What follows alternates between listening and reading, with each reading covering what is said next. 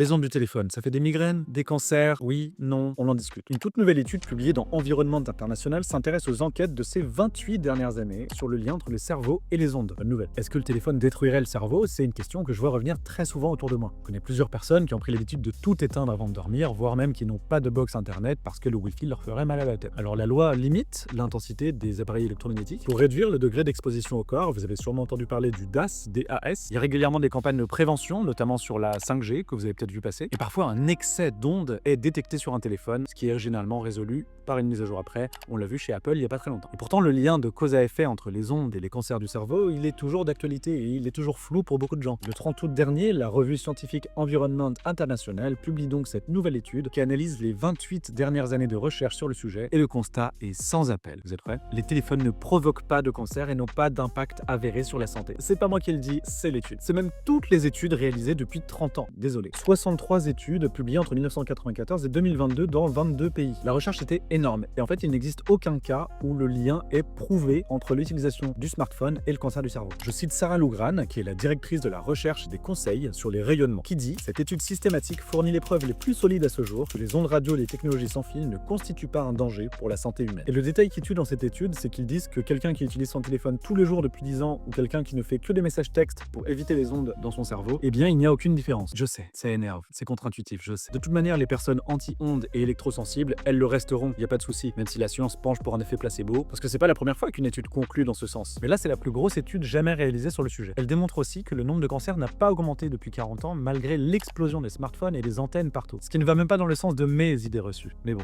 Parfois c'est comme ça, faut lâcher ses croyances et changer d'avis. Bon, entre le sujet est-ce que les ondes du téléphone causent des cancers ou est-ce que les téléphones vous écoutent, ça fait mec qui cherche les polémiques un peu, non? Je m'en fous, je trouve ça hyper intéressant. Le monde bouge tellement vite, c'est ouf. Si tu veux des astuces et des clés pour mieux comprendre l'époque et pas être perdu dans ce monde qui bouge à 1000 à l'heure, suis-moi, on a plein de choses à se dire.